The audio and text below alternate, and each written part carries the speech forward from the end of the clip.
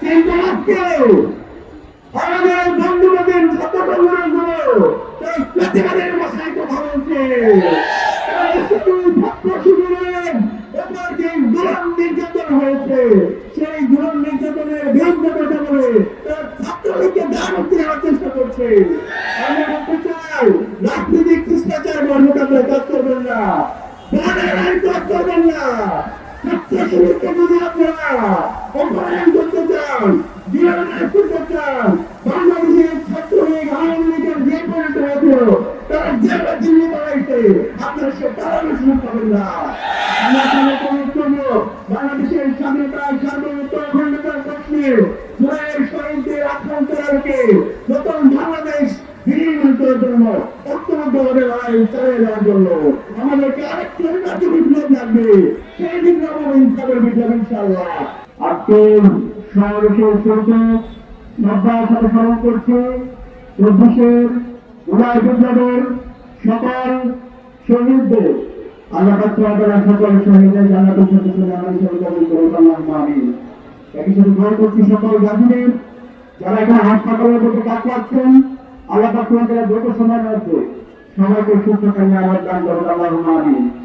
এই সংগ্রামী ছাত্র জনতা গত বছর এই জুলাই বিপ্লবে এদেশের মুক্তিকামী ছাত্র জনতা প্রত্যেকের পরিচয় ভুলে গিয়ে জালেম হাসিনার বিরুদ্ধে ঐক্যবদ্ধ লড়াই করে ২০০০ ভাইয়ের শাহাদাতের মাধ্যমে ৪০,০০০ ভাই বোনের জ্ঞানের মাধ্যমে আমরা আজাদী পেয়েছি।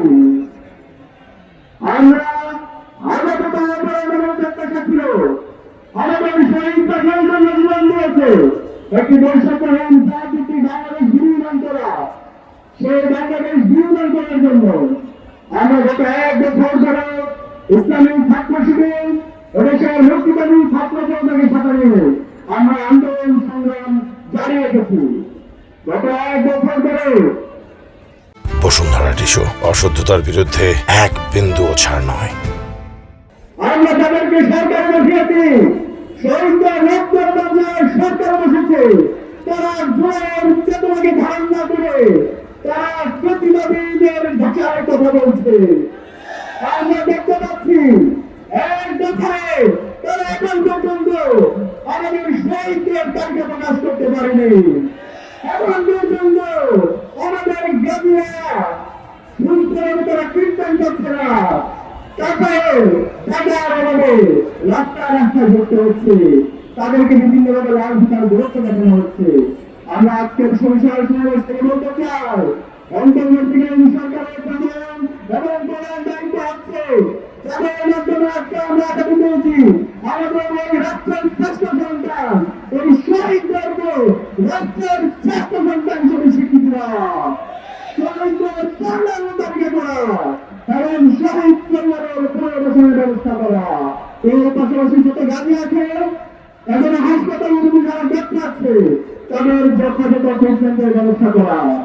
দ্বিতীয়ত আমাদের দাবি ছিল গত ১৬ বছরে খুনে হাসিনা যে কারণে খুনে হয়েছিল, যে কারণে প্রতিষ্ঠ হয়েছিল, সেটিকারের সকল অবদানগুলোকে এই স্বাধীন বাংলাদেশের শরীরে উৎপাদন করা হবে। কিন্তু আমরা ১ বছর পরেও দেখতে পাচ্ছি এখনো প্রতিবাদীর অবদানগুলো রাষ্ট্রের প্রত্যেকটি প্রতিষ্ঠানে থেকে গেছে। জেলা পুলিশ হেলিকপ্টার থেকে আমার ভাই বোনকে গুলি করে শহীদ করেছে, আমাদের ২০০০ ভাই বোনকে শহীদ করেছে, ৪০,০০০ ভাই বোনকে গাড়ি করেছে। এখন পুলিশের পুলিশ সৎকার হয় নাই, এখন পর্যন্ত মিডিয়া সৎকার হয় নাই, এখন পর্যন্ত আমরা যাদেরকে থাপ্পড় হত্যা হয়েছে তাদের বিরুদ্ধে অভিযোগ শোনা যায়। তারা বিভিন্ন ধরনের ইতিহাস ব্যক্তিদের ভাবনা আমরা প্রতিনিয়ত দেখতে পাচ্ছি। আমরা এক বছর বলতে চাই আপনারা যদি শহীদদের ইতিহাস বিকৃত করেন, জুলাইয়ের যে চেতনা, জুলাইয়ের যে আকাঙ্ক্ষা সেটা ধারণা করেন, বাংলাদেশে ঘুরে আসিনা যে পরিণত হয়েছিল, প্রেসিডেন্টের যে পরিণত হয়েছিল তার চাইতে খারাপ পরিণতি আপনাদের হবে।